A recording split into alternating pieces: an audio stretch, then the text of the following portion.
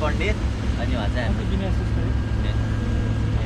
हामी चाहिँ यहाँ म चाहिँ विगत 10 वर्षदेखि यो प्रोजेक्टमा कार्यरत छु होइन। यो भन्थ्यो स्पेसली यो मात्रै हुन्न, यहाँ सुरुमा स्टडीदेखि यो काम हुन्छ नि त। त्यो भएको भएर 10 वर्षदेखि म चाहिँ 5 वर्षदेखि यो प्रोजेक्टमा हामी एज अ कन्सल्ट्यान्टको रूपमा है, एज अ कन्सल्ट्यान्टको रूपमा हामी कार्यरत छौँ। यो सबभन्दा सर्वप्रथम त तनहुँ जलविद्युत आयोजना है। यो चाहिँ तनहुँ जलविद्युत आयोजना 140 मेगावाट है, 140 मेगावाट। अनि यो चाहिँ तनहुँ जलविद्युत आयोजना भयो। मेन भनेको चाहिँ यो सेती नदीमा बन्दैछ है, सेती नदीमा बन्दैछ। अनि यसको अलिकति युनिक फिचर्स भनेको चाहिँ के छ भन्दाखेरि यो ड्याम प्रोजेक्ट हो क्या, रिजर्भर टाइपको प्रोजेक्ट छ र 140 मिटर अग्लै ड्याम छ। फेरि मेगावाट पनि 140 मेगावाट छ होइन। अनि 140 मिटर अग्लै ड्याम छ। जनरली हाम्रो ड्यामहरू 20 मिटर 30 मिटर सानो कुनै 2-3 मिटरको ड्याम बनाएर प्रोजेक्टहरू गरेर आउँछ, हाइड्रो पावर बनाउँछ। तर हाम्रो चाहिँ यो 140 मिटर अग्लो ड्याम छ।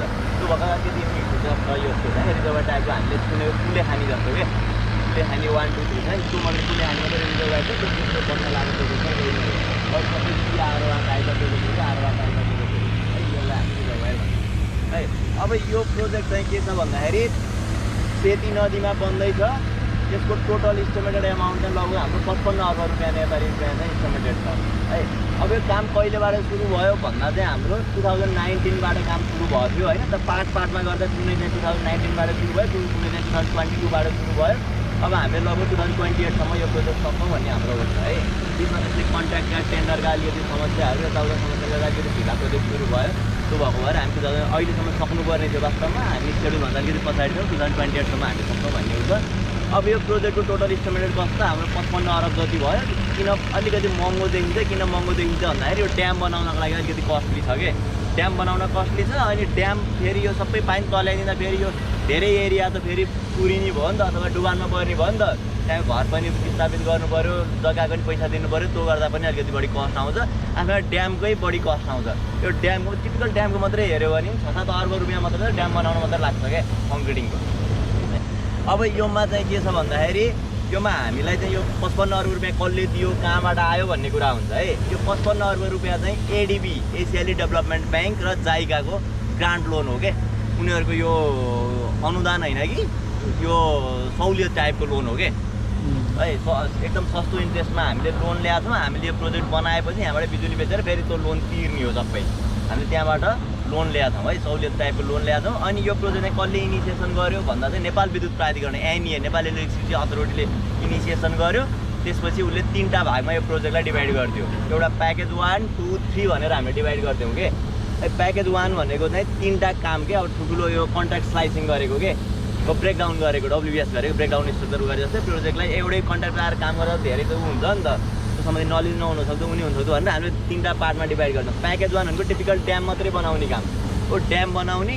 यो चाहिँ हाम्रो अहिले जहाँ हामी छ यो ड्याम एरिया हो। ड्याम भनेको अब यो हामी फाउन्डेसनबाट लगभग हामी 30-40 मिटर तल आइसक्यौँ खोलाको लेभलबाट है। अब यो ड्याम चाहिँ हुँदै हुँदै माथितिर बोर्ड टालेछ नि, अथवा त्यहाँ माथि टावर एउटा क्रेन देखिया छ नि, त्यो लेभलसम्म पुग्छ, टप लेभल 140 मिटर भनेको खोलाको एकदम बटम फाउन्डेसनबाट है। हामी जमिनभन्दा पहिला खोला बग्ने लेभलबाट 30 मिटर तल गएको छौँ है। खोलाभन्दा माथितिर हामी 110 मिटर छौँ, 30 मिटर चाहिँ हामी खोलाभन्दा तल फाउन्डेसन एज अ जगको रूपमा फाउन्डेसनको रूपमा गएको छौँ है। अनि त्यसपछि यहाँ टिपिकल काम भनेको मेन भनेको यो ड्याम बनाउने काम हो। ड्यामको लगभग कङ्क्रिटको भोल्युममा हेऱ्यो भने हाम्रो लगभग 9 लाख घनमिटर कङ्क्रिट हुन्छ है। लगभग हाम्रो एउटा घर बनाउँदै 15-20 मिटर कि भयो भने घरको ढलान हुन्छ नि त। हामीले यो इन्टायर ड्याममा मात्रै हामी 9 लाख घनमिटर कङ्क्रिट गर्छौँ लगभग। भनेपछि एकदमै धेरै म्यासिभ कङ्क्रिटको स्ट्रक्चर छ। त्यो भनेको नेपालमा एकदमै कम नै भएको, वर्ल्ड वाइड नै कम नै हुने यस्तो प्रोजेक्टहरूमध्ये चाहिँ यो एउटा पर्छ है।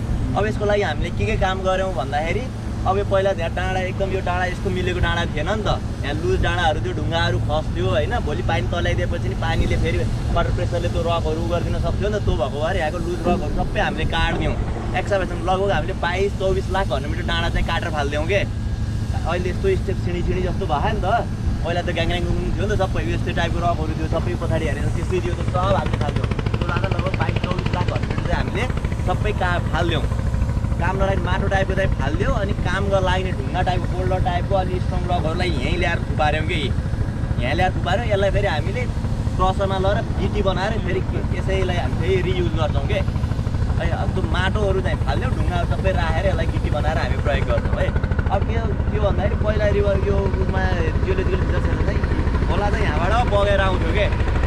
है खोला यहाँबाट बगेर आउँथ्यो अनि अब खोलामा बसेर काम गर्नु मिलेन अनि हामीले के गर्थ्यौँ भन्दा डाइभर्सन टनल बनाइदियौँ कि दुवाली थुने जस्तो 2टा टनल बनाएर पानी चाहिँ यताबाट हालेर 500 र 600 मिटरको 2टा टनल त्यहाँ बनाइदियौँ उता हेऱ्यो भने त्यहाँ 2टा टनलबाट पानी निस्किरहेको छ अहिले त थोरै पानी निस्किरहेको छ एउटा बाटो मात्रै बर्खाको टाइममा त अड्दैन फेरि हो अनि त्यो भने 2टा टनलबाट पानी निस्किन्छ बर्खाको टाइममा अनि त्यो गर्दाखेरि पानी उता टनल मात्रै बनाइदिएर भएन नि त फेरि त्यसको लागि एउटा कफर ड्याम बनाउनु पऱ्यो टेम्पोररी ड्याम बनाउनु पऱ्यो टेम्पोररी ड्याममै हाम्रो 43 मिटर अग्लो छ 43 मिटर अग्लो ड्याम छ हो यो चाहिँ माटो जनरली माटोको क्ले रातो माटोको ड्याम छ है त्यो ड्यामले चाहिँ पानी छेकिदिउँ अनि डाइभर्सन टनलबाट पानी हालिदिउँ अनि यता पानी पुरै सुक्खा भयो यहाँ पहिला खोला हिँडेको थियो भने कसैले पत्याउँदैन अहिले पुरै अनि जमिन मुनि पनि हामीले पुरै सिमेन्टको ग्राउटिङहरू गरेर सिमेन्टको घोलाहरू हालेर कति पनि पानी नछिर्ने बनाइदिउँ अहिले पानी कति पनि छिरेको छैन पहिला खोला हिँडेको ठाउँ अहिले यहाँ एउटा थोपो पानी पनि छैन होइन अनि त्यो भएपछि हामीले पानी उताबाट हालिदिउँ ड्याम पनि बनायौँ पानी उताबाट गएपछि हामीले जहाँ खोला थियो खोलाको लेभलबाट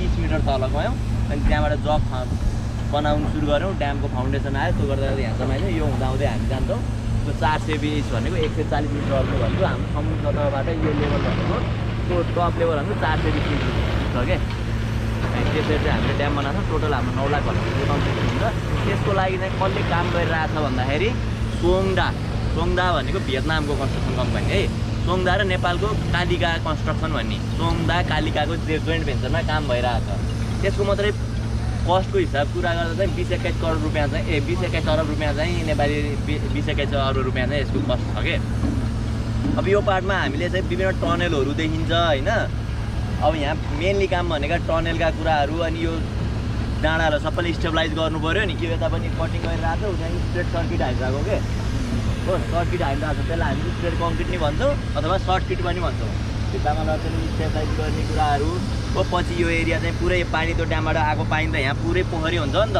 त्यसको लागि हामीले अहिले स्ट्रेन्थिङ गर्दैछौँ त्यसलाई बलियो बनाउँदैछौँ त्यो काम भइरहेछ अब विभिन्न टनलहरू देखिन्छ यताबाट होइन त्यो टनलहरू पहिला माथितिर जाने बाटो थिएन के त्यही भएर हामी यो टनल बनाएर माथितिर जान्थ्यौँ उता माथिपट्टि निस्किन्थ्यौँ होइन अरू यो ड्यामको बडीहरूमा धेरै टनलहरू छ त्यो टनलहरू डिफ्रेन्ट पर्पजको लागि कुनै ग्राउटिङको लागि युज गर्छौँ होइन अब हामीले यहाँ पानी तल्याइदिन्छौँ नि त पानी तल्याइदिएपछि यो पानी त ऊ त्यो निलो बोर्डर लाइन छ नि हरियो बोर्डर छ नि ऊ त्यो घरहरू भयो जस्तो के तिनका टहरा भयो जस्तो त्यहाँ अलिकति उतापट्टि चाहिँ इन्टेक छ के इन्टेक बल्ल त्यहाँ छ त्यहाँ तलको पानी सबै डेड स्टोरेज हो क्या त्यहाँको पानी जस्ट तालिनी मात्रै हो त्यहाँबाट त्यो क्रेनसम्मको त्यति लेभल मात्रै अपरेटिङ लेभल हो कि त्यहाँसम्मको पानी त्यहाँबाट हामी 1500 मिटर सुरुङ बनाएर तल पावर हाउसमा पुग्छ हाम्रो पावर हाउसमा 2टा टर्बाइन छ फ्रान्सिस टर्बाइन छ अनि त्यहाँबाट पुगेर चाहिँ 1500 मिटर हालेपछि हामी चालु गर्छौँ अन्त इन्टायर पावर हाउसको काम त्यो एचआरटी टनल खन्ने काम अनि हाम्रो इन्ट्रेस्टिङ के छ पावर हाउसको बिल्डिङ सबै अन्डरग्राउन्ड छ के अहिले धेरै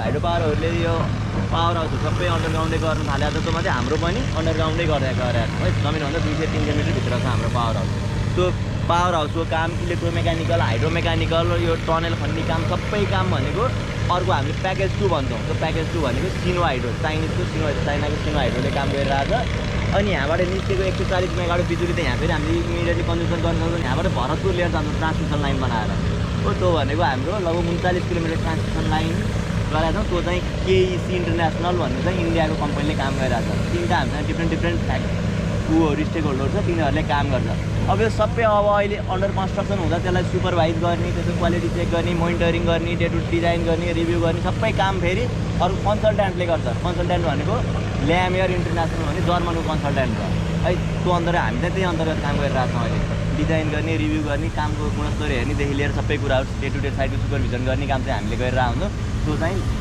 ल्यामेयर इन्टरनेसनल कन्सल्ट्यान्ट भयो अनि ओभरअल पैसाको म्यानेज गर्ने यताउता गर्ने यो गभर्मेन्ट प्रक्रियाहरू प्रोसिडरहरू फुलफिल गर्ने काम भनेको फेरि नेपाल विद्युत प्राधिकरणकै कम्पनी छ तनहुँ जलविद्युत आयोजना उसले गरिरहेको हुन्छ त्यसरी इन्टायर स्ट्रक्चरमा काम भइरहेको छ अब यहाँबाट पानी तालिएपछि 19 किलोमिटर एरियल डिस्टेन्स 25 किलोमिटर पछाडिसम्म पानी तालिन्छ है खोलामा एक रस्तलीबाट 25 किलोमिटर पछाडि पानी तालिन्छ अब हाम्रो एरियाको हिसाब गर्दा लगभग 8 स्क्वायर किलोमिटर जत्रो ठुलो ताल बन्छ फियतालभन्दा धेरै ठुलो ताल बन्छ यो त्यसरी चाहिँ पानी ताल्छ अब हामी चाहिँ यो स्टोरेजको कुरा गर्दा चाहिँ हाम्रो यो पिकिङ भन्दा नि अब फुल हामी कम्प्लिट स्टोरेज भन्दा नि हामी पर डे 6 आवर्स चलाउने हाम्रो प्लानिङमा छौँ अनि अझै यसको इन्ट्रेस्टिङ अर्को एउटा फिचर्स के छ भन्दाखेरि यो त सेती नदी भनेको ओभरअल देशमा अब हामी हिमालयनबाट आउने रिभरहरू प्रायः अलि बढी सेडिमेन्ट लिएर आउँछ, त्यो मध्ये हाम्रोले अझै बढी सेतीले अलि बढी सेडिमेन्ट लिएर आउँछ।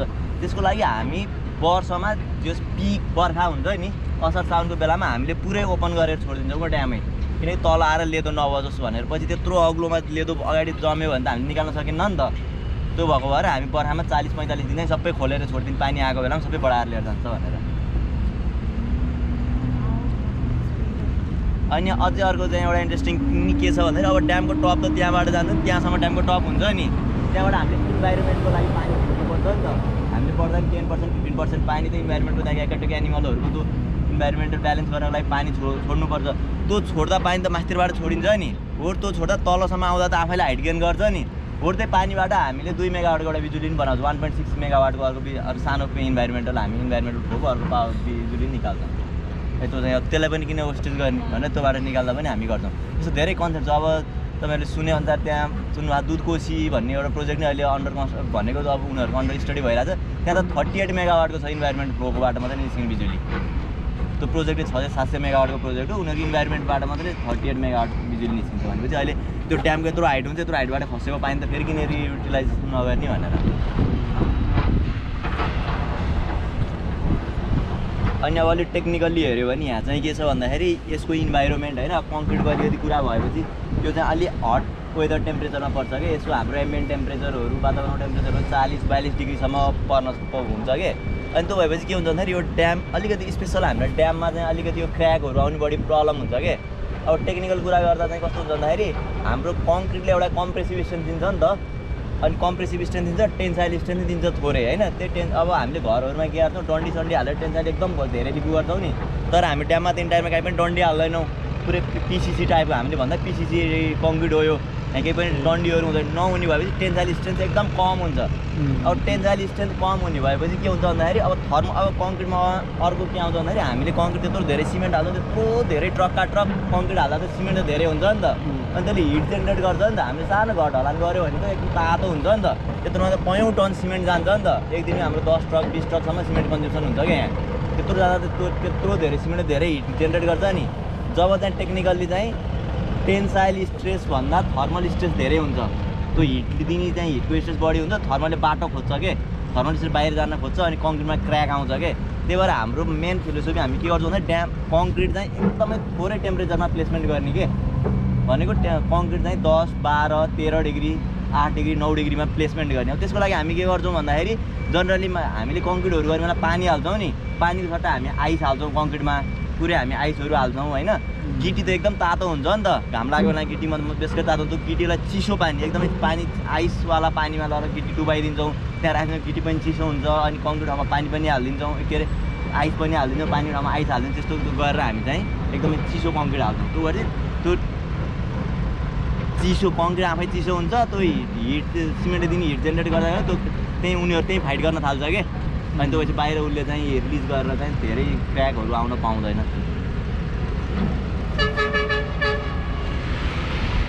अब यस्तै छ। अब अरू इन्टायर त्यहाँ ड्याम कम्प्लेक्स छ, त्यही नै हो ड्याम, यसरी नै उठ्दै जान्छ। हामीले एकैचोटि ड्याम गर्न सक्दैनौँ, किनकि ड्याम भनेको जुन पार्ट गएर त्यो पार्ट त्यही पार्टमा सक्नुपर्छ। किन सक्नुपर्छ भन्दाखेरि अब हामीले त घरको ढलान गर्दै गएर आधी छोडेर भोलिपल्ट आधी गर्न मिल्दैन नि त, किनकि त्योमा जोइनिङ राम्रो हुँदैन नि त। त्यही भएर हामीले सानो ब्लक बनाउँछौँ, डिप इन्टरभलहरू गर्छौँ कि एकपल्टमा 2 मिटर गर्ने, 1.5 मिटर गर्ने, 1 मिटर गर्ने, कति मिटर गर्ने। त्यो गरेपछि अनि एकपल्टमा 1 मिटर गऱ्यो, अर्कोपल्ट 1 मिटर, अर्कोपल्ट 1 मिटर सक्दै जान्छौँ कि। आधी छोड्यो भने फेरि त्यहाँ हुन्छ नि त, के अरे लिकेजहरू हुनसक्छ, त्यहाँ प्रब्लम हुन्छ। त्यही भएको भएर हामीले इन्टायर ड्याम एकैचोटि गर्न नसक्छ, सानो ब्लक बनाएको। त्यहाँ एउटा एकदम तल छ, एउटा अलि माथि छ, एउटा अलि माथि छ, एउटा अलि माथि छ, यस्तो डिफ्रेन्ट तरिकाले भइरहेछ नि त।